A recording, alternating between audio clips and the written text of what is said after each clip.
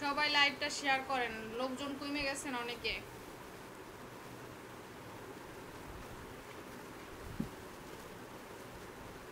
নানি এত ঢং কেন করো? নানিরাই তো ঢং করবে না না?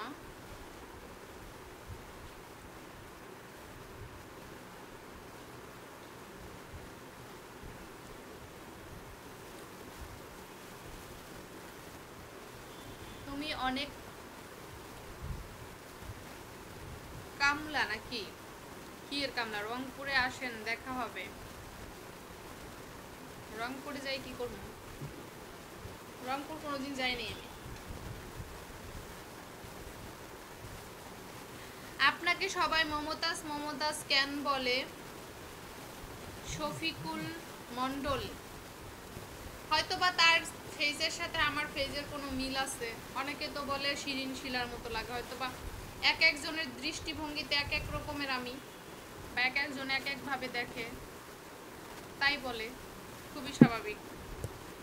আর মমতাজ তো খুব ভালো একজন শিল্পীর সাথে যদি আমার মিল পাওয়া যায় তাহলে তো ভালো।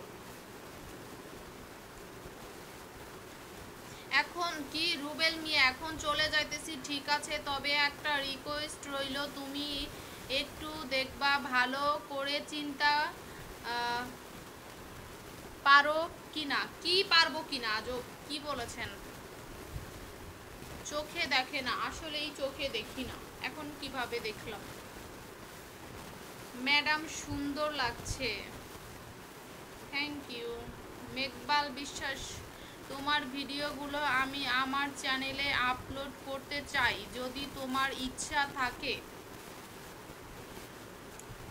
আমার ভিডিও আমি সবাইকেই বলি না আপলোড দেওয়ার দরকার নাই, এমনি দেখেন ভালো লাগে দেখেন, সমস্যা নাই। কারণ কেন জানেন, আমার সাথে একটা ঘটনা ঘটছে, আমার সাথে না, এরকম অনেক মেয়েদের সাথে ঘটে।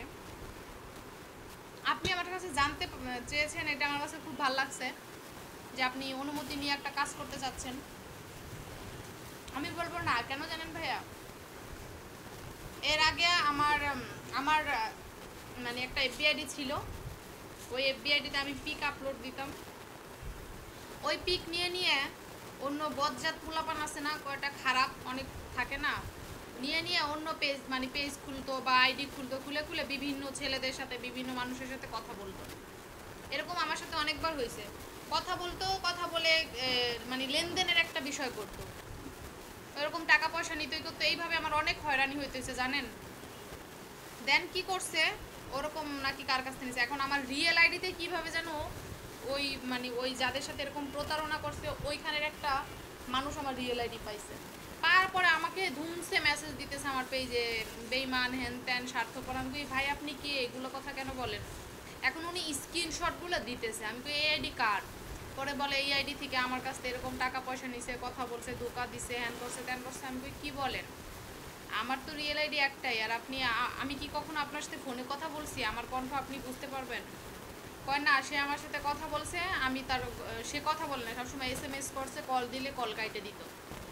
তার ভিডিও কলে যতই আসতে বলতাম কিন্তু সে ভিডিও কলে আসতো না। আমি কই তাহলে এরকম ভুল কেন করবেন?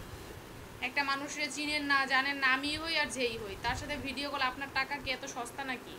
আপনি একজনকে টাকা দিয়ে দিবেন, একটা মেয়ে মানে সুন্দর দেখছেন দিয়ে দিচ্ছেন, কিন্তু আসলে কি সে কি না ওইটা তো যাচাই করেন নাই। আমি ছিলাম কি না ওইটা তো যাচাই করেন নাই। আপনি ভিডিও কল দিয়েছেন ভালো কথা, ধরে নাই মনে করবেন যে এটা ফেক, তার মানে রিয়েল মানুষটা না। আমি এইভাবে বুঝাইলাম, অনেক কথা বোঝানোর পরে বললো ঠিকই বলছেন আপু, আসলে আপনার এইসব কথা বলাটা আমার ঠিক হয় নাই। সে সরি টরি বললো। বললাম সেদিনই মানুষটারে বিশ্বাস করবেন যেদিন সে আপনার সাথে ভিডিও কলে কথা বলতেছে, অডিও কলে তারই ভয়েস দিয়ে কথা বলতেছে, তখন বুঝতে পারবেন। এখন তো মানুষ ভয়েসও চেঞ্জ করে, ভয়েসও কপি করতে পারে, ভয়েসও বিশ্বাস করবেন না।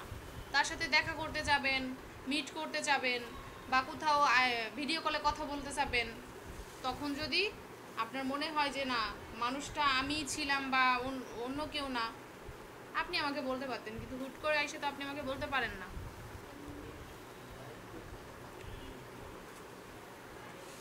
পরে শেষে আমি অনেক বুঝানোর পরে উনি বুঝলো, পরে বললো ঠিক আছে আপু, আমাকে ওই আইডি থেকে ব্লক করে দিছে। আমি একটাই আইডি চালাই, ওই ভয়তে জানেন আমি আমার পেজে এখন কোনো ভিডিও আপলোড দিই না, মানে মানে পিক আপলোড দিই না। এখন পরিমণি নায়িকা, ও কি যার তার সাথে কথা বলবে? যার তার সাথে কথা বলবে না। ওর একটা পার্সোনাল ফেসবুক থাকতে পারে, পেজ থাকতে পারে, চ্যানেল থাকতে পারে। এখন ওর একান্ত তো থাকবে না, কোনো পাবলিক তো থাকবেই পেজে, তাই না? অনেকেই থাকবে যারা ওর পরিচিত, অপরিচিত, চিনা নাই জানা নাই, থাকতে পারে না? এখন ওর মানে আইডি থেকে ছবি নিয়ে যদি সে একটা আইডি খুলে, আর আপনি যদি সেই আইডিতে যাই ফলো দেন, আপনি কি ওই পরিমণিরা ভাইবেই তো ফলো দিবেন? দিবেন না। এখন মানুষটা তো আপনি যাচাই করতেছেন না আসলেই কি এটা ফেক না রিয়েল। আপনি তারে ভাইবে কথা বলতেছেন, কিন্তু আইডি তো চালাইতেছে কোন জায়গার কালা পাঠি না দলা পাঠি, এটাও কেউ জানি না। তো এরকম কেউ ভুল করবেন না। এই ডিজিটাল বাংলাদেশে আইসে এই ধরনের কথাবার্তা হয় না, ঠিক আছে? ডিজিটাল বাংলাদেশে আইসে এই ধরনের কথাবার্তা চলে না, এ ধরনের বুকামি কেউ করে না। এই জেনারেশন খুব ডেঞ্জারাস একটা জেনারেশন, ঠিক আছে? এই জেনারেশনে এসে মানুষ মানে ভুল করতে পারে, এটা মানা যায় না। এরকম আমার সাথে 2-3 বার হয়েছে। পরে বলছি ভাই প্রুফ নিয়ে আমার সাথে ভিডিও কলে কথা বলছেন কিনা, আমি ছিলাম কিনা, ভয়েস রেকর্ড আছে কিনা, সব প্রুফ নিয়ে আমাকে এসে কথা বলবেন, নাহলে আমি আপনার নামে মামলা করে দিব। এইভাবে বলছিলাম ছেলেটারে। পরে সে আমাকে বলতেছে না আপু আপনি ছিলেন না, আপনি মানে আমি ডিরেক্ট ভয়েস দিছি না, আপনি কে? আমার আবার অত টেক্সট ইন করতে ভালো লাগে না, ফালতু কথাবার্তা বলেন। তখন সে বুঝতে পারছে যে না, সে তো কখনো ভয়েস দিত না আমারে, আর এই আপু তো ভয়েস দিয়ে দিছে পুরা।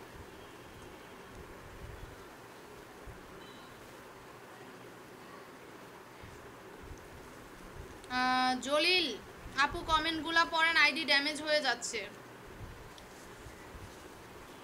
কমেন্টগুলো পড়বো, আপনারা একটু শেয়ার করেন। আপু কোথায়? আমি ঢাকাতে থাকি, সাপোর্ট করেন। সাপোর্ট তো করবোই, সাপোর্ট করলে সাপোর্ট করব।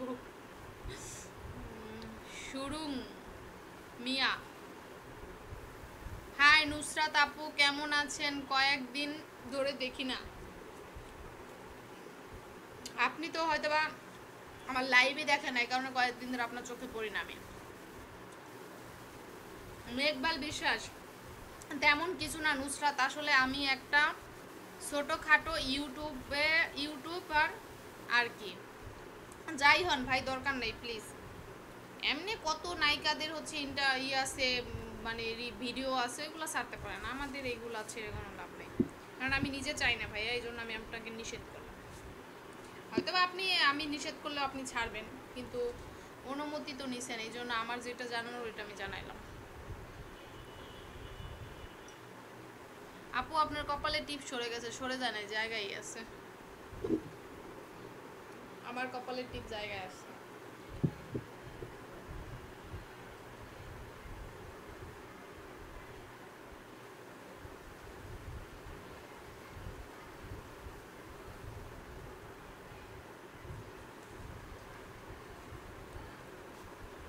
তোমার কি তাই মনে হয়? না, তাই মনে হয় না। আপনার হয়তো বা আমাকে ভালো লাগে বা আমার ভিডিও ভালো লাগে তাই বলছেন, বাট আমি এটা চাই না।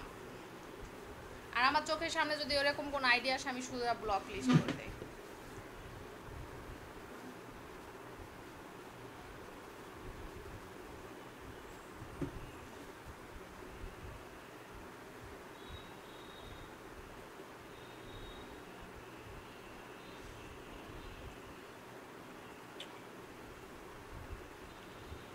আরিয়ান আলিফ, তুই যে কমেন্টটা করছস এটা তোর মা আর তোর বোন, ঠিক আছে? খালি তোর আইডির নামটা পড়লাম, তোর কমেন্টটা পড়লাম না।